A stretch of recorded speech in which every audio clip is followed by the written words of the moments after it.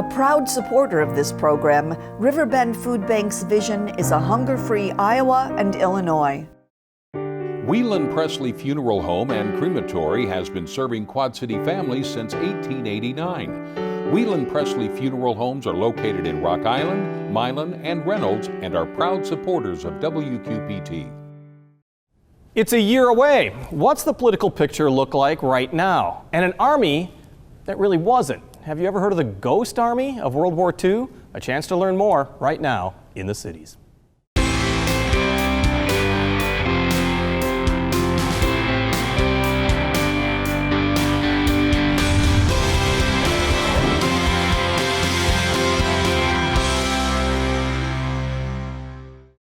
It's now November 2019. The Iowa caucuses are less than 3 months away. The general election, 9 months after that. We're certainly getting a full taste of what we might expect in the campaigns. Issues will be important, but 2020 will certainly be a referendum on the Trump presidency as well. And joining us is Alicia Gaiman, the head of the Scott County Democratic Party, Dave Millage, who's the head of the Scott County Republican Party. Thank you both for joining us. Thank you. A year out, your main game plan hasn't even started. You've got two candidates that are running against President Trump, but what is President Trump doing to gear up for the Iowa caucuses? President Trump has begun his campaign in Iowa. He has not been sitting back waiting for things to happen. He's got 4 paid staff members in the 2nd Congressional District. They're out door knocking, they're out having neighborhood parties. His re-election has begun here in eastern Iowa. You can certainly tell by the television ads as well. Yes, he's begun those, and it's a very good reception. Is that the key thing for Democrats? Is it going to be just a referendum on Trump? I think that's a key way for Democrats to lose the election, actually. Obviously, they're talking about it, and obviously, as more and more information comes out on the impeachment hearings, it's obviously going to take up a large portion of the news. But I think it's going to really come down to who's showing the best vision. And it's not just about electing Trump out, but we have to be able to show the voters what we can do. And I think if Democrats fail to, make that vision, make that articulated to the voters, that's when we're going to not have a good outcome come November 2020. So that's what I'm urging party leaders to do. One of the big issues that Democrats are talking about now, because of Elizabeth Warren's latest proposal, has to do with health care in America. Is that going to be one of the linchpins of the Democratic Party for 2020? I think it'll be definitely one of them. I think if you ask the average voter right now, healthcare is a huge concern for people as people are still going bankrupt. I think the consensus is our healthcare system needs to be reformed. What's going to come down to is the will of the people as far as what that reform is going to look like and how slowly or how quickly that it goes into place. Well, the Republicans have been very active in trying to dismantle the Affordable Care Act, better known as Obamacare. There had been the argument that the Republicans really don't have a plan to replace it yet. Is that something that you don't buy? No, I don't buy that, and I don't buy that health care is that big of an issue to the electorate. 186 million people have private insurance, and for the most part, they're very happy with their insurance. So it's not as big a problem as we might think it is. We talk about it, but do the people really want their health insurance or their health care delivery system changed? I don't think they do. I think we have a good system in place now. It can be reformed. It can be reformed to the better by opening up competition, by some cost-saving measures like malpractice reform, taking the lawyers out of the operating room. I think some of the efficiencies we'll be working towards. And no Republican plan would ever do away with taking away requiring pre-existing, eliminating insurance from pre-existing conditions. No plan supports that. That's been a big target of Democrats that have said repeatedly that is one of the linchpins to some of the Republican plans. Yeah, absolutely. I mean, that's a huge piece of it. I think the other piece you see is the mental health parity, which we go back over again and over again and over again, as well as a lot of other preventative measures that are covered under Obamacare or the Affordable Care Act, however you decide to term it. Those are very important, I think, to the average voter, and they need to be able to know that if they get sick, that doesn't mean that they're going to also be in bankruptcy court. And they need to have the support system with the healthcare. Healthcare should absolutely be a human right, and we should be able to, regardless of your socioeconomic background or education, you should be able to go to the doctor and not have to worry about, filing bankruptcy in a few months when those bills start rolling in. Well, the president has really tried to tackle that. He hasn't gotten that much headway yet, has been prescription drug prices. That's been a huge issue as well. I think they're at an impasse between Trump and Pelosi. They both have plans to begin lowering the cost of prescription drugs, but they can't come together on a plan that they both agree with. So don't you have a feeling that that's going to happen? That's not going to happen in 2020. No, it's not going to happen because the Democrats don't want Trump to get credit for anything. That's why a bipartisan agreement on the North American trade, that's going nowhere in the House because they won't bring it up. Even though they support it, they won't bring it up because it'd be a victory for Trump. I was going to point that out is because it's been a huge issue and it sounds like it's going to be DOA by the end of the year. I think it is going to be DOA because they won't bring it up. It'll pass if they bring it up, but they won't bring it up because they don't want a Trump victory. Does that hurt Democrats in the long run? Well, and I would counter that a little bit because I think, there's over 200 bills right now sitting on Mitch McConnell's desk of bills that the Democrats passed in the House. And that's, I've been in the legislature, as has my colleague here. The bills bounce back and forth, and they should bounce back and forth as either side gets to work on it. But if you don't even get greenlit in the Senate, and you have a leader who's saying that he's the Grim Reaper and going to sit on all these bills that they send over, there's not a lot of willingness to work there. It's not just about the House passing something. The House and Senate both have to come together, get that legislation through, and work through with the president as well to make sure that he will be willing to sign it. We saw some key elections this past week, Kentucky in particular, the governor's race, where there were some Democratic victories. Is this a harbinger? Is it going to be a tough road in 2020 for Republicans, or is this all politics is local? No, well, I think all politics is local, but in the case of Kentucky, it was a very unpopular governor, and for him to come from 20 points down and almost squeak out a victory was a remarkable comeback. And the Republicans did sweep all the rest of the statewide offices. So Kentucky can be perceived as being a Republican win. Now Virginia, that's another story. Absolutely. Virginia was a Democrat sweep, partly because the Republican Party didn't work. They had 60 or more uncontested seats that they didn't even try to win. And from what I understand, they just weren't turning out. They weren't door knocking, they weren't getting their message out. And when you sit back like that, you're going to suffer an electoral defeat. Well, what do you say to that? I mean, it was a good night for Democrats, Yeah. of course, in Virginia. Well, I can just talk locally. I've seen unprecedented amount of people wanting to run for office, and just the recent mayoral race in Davenport, we had 4 Democrats out of the 6 original candidates that ran were Democrats, and so. For our perspective, the Democratic perspective, we're not seeing a hard time trying to raise money or get these candidates out. And I think that speaks to the overall voter feedback they're getting, the frustration people have, and the willingness for them to just step up and say, hey, listen, I'm willing to be part of the solution instead of part of the problem. And people are really taking that responsibility quite seriously. Well, we've been looking at polling, of course, for the Democratic Party and for the Democratic candidates that are running. And it seems like in Iowa, it's 2 tiers, where you have 4 top candidates. Do you think that's the way it's going to hold off with Warren, Buttigieg, with Sanders, and with Biden? Well, I had the fortunate pleasure of going to the Liberty and Justice, I can't even remember the name of it, Liberty and Justice dinner up in Des Moines this past weekend with all the candidates. And I will tell you, it was astounding to see the Warren and Mayor Pete people out in force. They had amazing organization, amazing energy, amazing numbers of people that came out to see them. I think some of the other folks that you're going to want to look for, Kamala Harris had an amazing closing argument. I think she still could potentially do some movement in Iowa. Bernie Sanders gave the best speech I'd ever heard him give. It was hard to judge his supporters though, because he held an event separate from the dinner. So you didn't really get a good sense of where his organization was at. And then the other person who I think gave the best speech I've heard this caucus season was Cory Booker that night.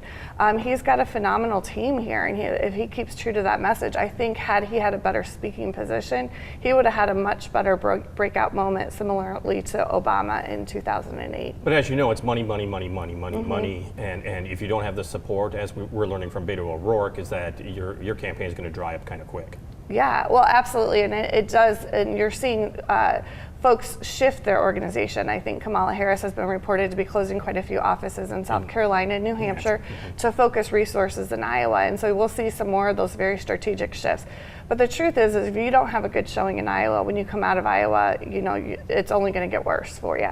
And so there's very few people that, can go on and then accelerate a couple states into the primary cycle.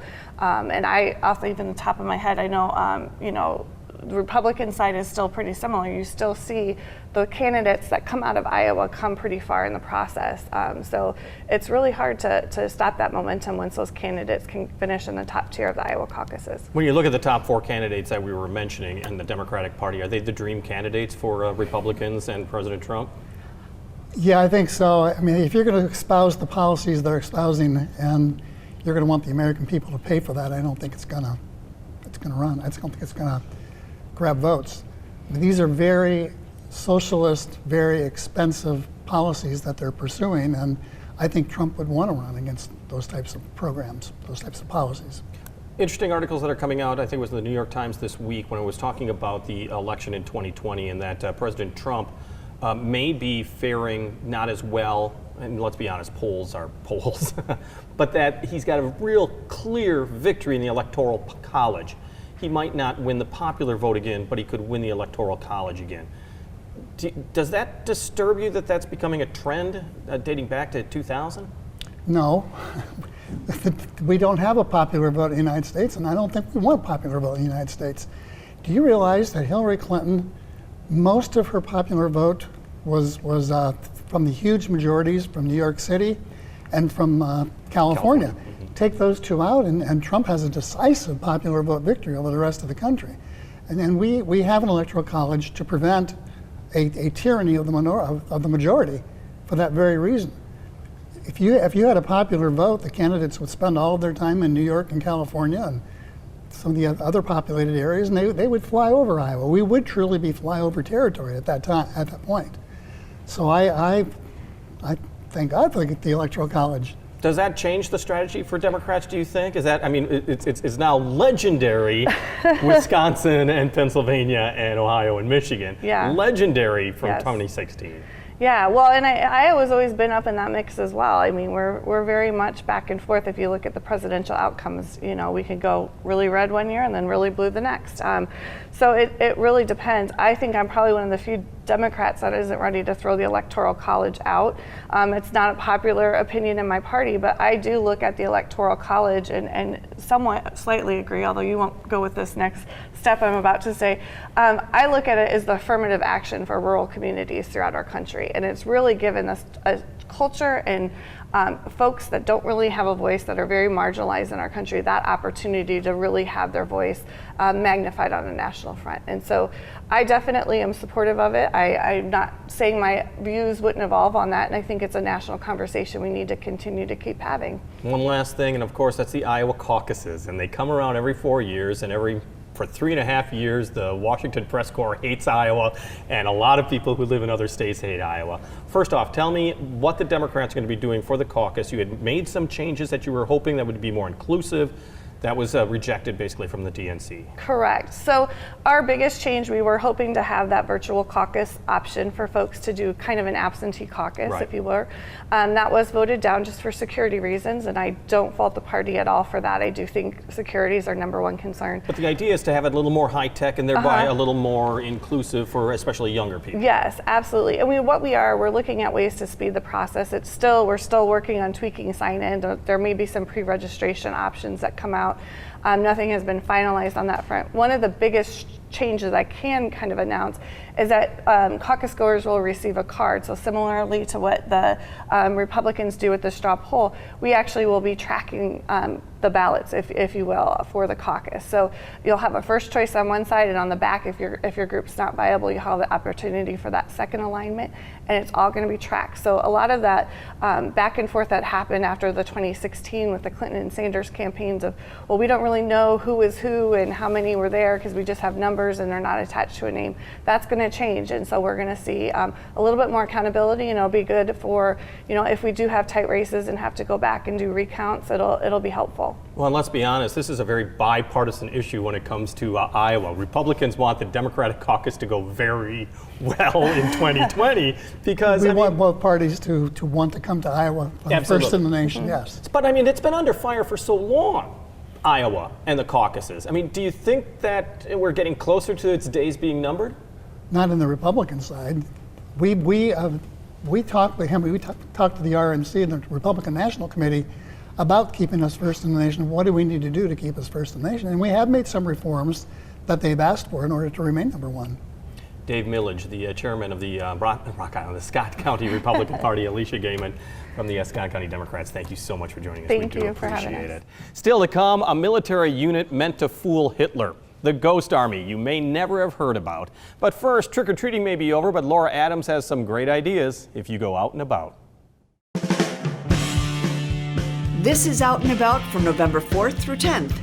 Head down to Moline for Holiday Hop and meet Mr. Scott at the Black Box Theater. Or check out these fundraisers. There's Gangsters and Malls at Decadence on Division, a gala fundraiser for the Putnam Museum, November 9th. World Relief holds their annual dinner and auction November 6th at the Rogalski Center. A trivia night at the Rogalski Center on the 9th supports the St. Ambrose Alumni Association and Children's Campus, while the Humane Society of Scott County hold a trivia night at the Knights of Columbus, November 8th. Come run or walk at the Blackhawk College 5K Hustle November 9th at 8 a.m. or take in these activities to honor our veterans. A free program in Bishop Hill titled Civil War Fathers, Sons of the Civil War in World War II on November 9th. The premiere of A Bridge Too Far from Hero Street on November 10th at the Putnam Giant Screen. Remembering Our Fallen, an exhibit at the Rhythm City Casino Resort November 8th through 24th. The 14th annual Welcome Home Veterans Day Dance at Jumer's Casino on November 8th. And a screening and discussion of The Ghost Army at Blackhawk College November 8th at 12:30. On stage, the 2019 Fall Concert by Quad City Flutes Unlimited at the Butterworth Center on the 5th, backed by popular demand, Elf the Musical at Circa 21, while Richmond Hill Players present the Southern Fried slapstick comedy, A Double-Wide Texas Christmas. For more information, visit wqpt.org. Thank you, Laura. We're also looking to feature original music from local musicians, and one of them who crossed our stage is a drummer and a one-man band. He goes by the name Dead Ginger. Here's his song Worms. He performed at the Black Box Theater in downtown Moline.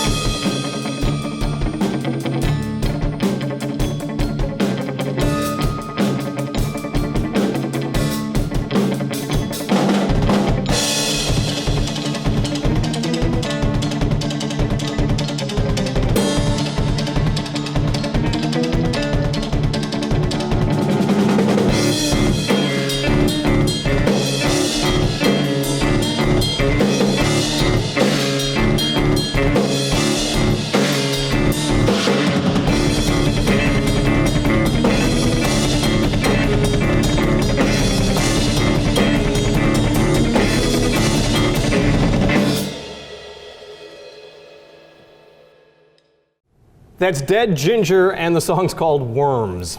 You know the story of the Trojan horse, the Greek army's wooden tribute that got them into the city of Troy to massacre the enemy. There has been some subterfuge in warfare ever since, and that includes World War II and the U.S. Army's use of the Ghost Army. The story of this army was captured in a book by historian and author Rick Beyer, who also turned it into a documentary film that's been featured on PBS, and Rick Beyer joins us in the midst of his visit to the cities, all part of the Quad City Arts Visiting Artist Series. Thank you so much for joining us. So it's my pleasure. You know, the thing about the Trojan horse is it worked great that first time. You never hear about the second time that they used it, because it wouldn't have worked so well, right? No, they would exactly. have been onto it. And one of the things about the Ghost Army is it was designed to be able to deceive the enemy time after time without ever being found out. We're talking about like inflatable tanks. We're talking about various, and I don't know how to say this, like public address announcements. We're talking about a whole bunch of different ways that they were trying to fool Hitler's army. So this is a multimedia deception unit. Yeah, so they have inflatable tanks and trucks and guns. They have sound effects. They are using radio deception. They are doing impersonation. They literally are impersonating American generals sometimes on the battlefield, you know, near the front lines. In case enemy spies are around, they say, oh, look, I guess the commander of the 6th Armored has got a headquarters here, so the 6th Armored must be in this area. They use all of these deceptions to fool the Germans. Well, because we always heard about that in the Civil War in particular, is that the Union armies were always thinking that the Confederate armies were so much bigger than they were. In a way, this is what the Allies were doing against the Nazis, effectively. Very effectively. These guys, this particular unit, did 22 deceptions starting a couple of weeks after D-Day. This is very different from the D-Day deception, and going to the end of the war. And a couple of those deceptions were extremely effective. In their last deception, they fooled the Germans about where 2 divisions would be crossing the Rhine River. And so those divisions crossed with almost no casualties because the Germans had been drawn elsewhere. And then the reason you've never heard of it, or other people have never heard of it, is because it was kept secret for 50 years. Well, the whole idea is that you don't want to let a secret out, even though some people might know it. You don't want everyone to know about it. Exactly right. And there were little bits of information that got out from time to time, but the U.S. Army wanted to preserve their deception capability in case we got into a war with the Russians or somebody else, and they want to be able to use that. So many of these guys went home and literally never talked about this for 50 years. There was a Ghost Army veteran from Moline, Larry Fulton, and I spoke to his daughter today. She said he never ever talked about it while he was alive. That's pretty amazing. Yeah. What's also amazing is who was recruited into this army. Not necessarily blood and guts army infantrymen. There were some actors, there were a lot of people that were probably pretty good at deception. Well, and there were many artists because the Army recruited artists to do the visual deception. And so the artists included Ellsworth Kelly, the famous minimalist painter and sculptor, the fashion designer Bill Blass, he was in this unit. He was a 21-year-old kid from Indiana. And if you've ever seen that picture of all the jazz musicians on the stoop in Harlem, the 58 jazz musicians, Art Kane, who took that photo, he was in this unit. So it really had a lot of amazing talent. And one of the things we did in the book and did in the documentary film is use a lot of the art that they created to help tell the story. Now, not only that, but you've got quite a collection that you are able to show as a curator of some of the artifacts, the relics from the Ghost Army. Well, we have a big archive that we've assembled of material from different soldiers that families have donated to us. And in fact, that archive we are donating it in a couple of weeks to the National World War II Museum in New Orleans, and they are launching a big Ghost Army exhibit starting next March. But one thing we brought with us that we're going to show, I'm going to show in DeWitt on Saturday night in the final performance of, I'm here for the Quad City Arts Council, is we have a replica inflatable tank. And so if you want to see what an inflatable tank looks like, and I'll let you come up on stage and lift it up if you want, you have to come out on Saturday night in DeWitt at the Central DeWitt Arts Center, I think it is. So this tank is very portable. And was that kind of a key as well? It's in my car out front. If we could do it, if we have a little time, we could set it up now. I'm not sure we have the room, but. Because when you look at these deceptions from World War II, they seem almost parochial compared to what's probably being done today. I mean, what's being done today, I'm sure, is very cyber attacks, very internet-based. But still, it's the same thing dating all the way back to the Trojan You know, horse. the idea is the same, and the idea is that you try to determine how your enemy gets information, what means of information comes to them, and then you try to sort of flood all those channels with the misinformation that you're trying to send out so that it all adds up when they put it together. And you know, people are talking these days about deep fakes and weaponized misinformation. That's what these guys were all about. And yeah, the Army does stuff today. They, for some reason, don't want to tell me all the things that they do, but I have gone down to Fort Bragg and talked to the PSYOP soldiers there, and they consider this unit an inspiration for stuff that they do today. So. I want to talk about something that you have planned for next year. Next September in the fall, you are very interested in so many different aspects of American history. We're talking about World War II. You're going to be doing a Revolutionary War tour along the East Coast for the most part. That's pretty exciting. It is. I'm actually doing 2 tours next fall. So I'm doing the Rev War tour from Boston to Quebec, starting in August and going to September, and going to, I think, 38 historical sites, including battlefields you've heard of, like Saratoga, and battlefields you've never heard of, like Oriskany or Valcour Island. But then a couple of days later, I'm headed over to Europe, and we're going to do the 4th Ghost Army tour that we've done, following in the footsteps of this unit in Europe. And those are both done by Stephen Ambrose Historical Tours. So tell me a little bit about how somebody who's interested in doing this, to join you, how would they get involved? Well, there is a website. The Stephen Ambrose Historical Tours has their website. You can find it online. Or if you search Ghost Army Tour, bingo, you go right there, because there's only one. But that's the easiest way to do it. You also are talking about you've got a new book out, I should say, that talks about 2 of our founding fathers, so to speak, Alexander Hamilton, Aaron Burr, who of course met fatefully. They knew each other for a very long time, despised each other for quite some time, and then one kills the other. Yes, I believe it was Burr who killed Hamilton. I believe so, too. If I'm recalling the book that I wrote. And you know, Aaron Burr is a part of the Rev War tour because he is an aide to Benedict Arnold when we invade Quebec. Did you know we invaded Quebec? I did do that. In 1776, and so he's part of that, or 1775, and he's part of that story as well. So Aaron Burr is, he has a way of, he gets into all these different things over the course of his lifetime. Aaron Burr was very strongly an expansionist, was he not? I mean, he did want the United States to take over Canada, and of course he wanted the Western expansion.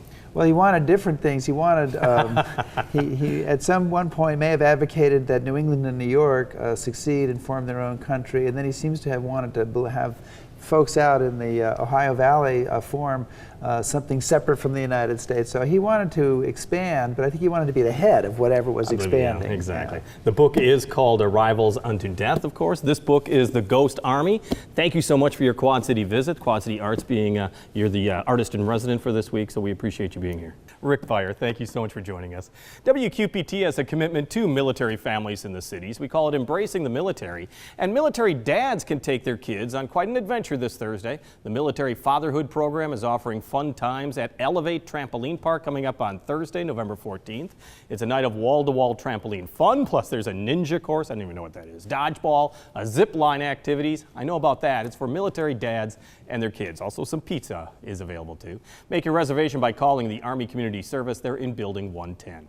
On the air, on the radio, on the web, and on your mobile device. Thanks for taking some time to join us as we talk about the issues on the cities.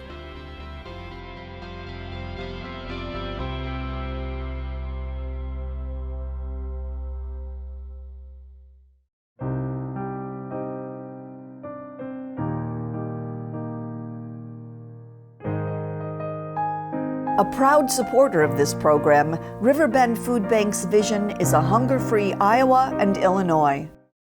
Whelan Presley Funeral Home and Crematory has been serving Quad City families since 1889. Whelan Presley Funeral Homes are located in Rock Island, Milan, and Reynolds and are proud supporters of WQPT.